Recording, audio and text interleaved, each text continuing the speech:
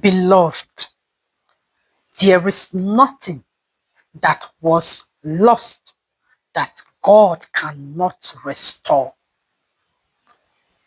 There is nothing that was lost that God cannot restore.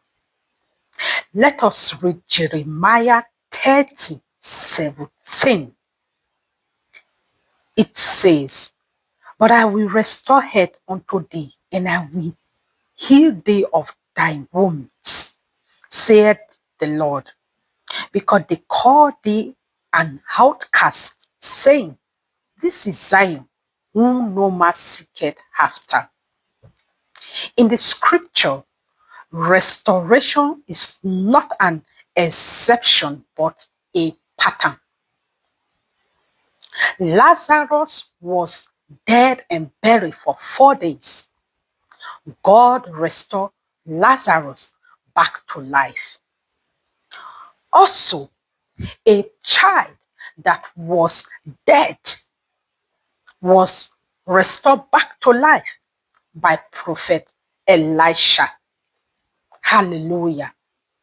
This is to tell us that God is still in the business of restoration, and is ready to restore whatever that was taken or stolen in your life.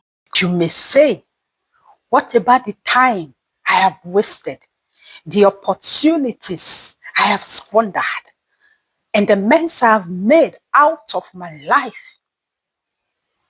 Beloved, for as long as God is involved, recovery is guaranteed.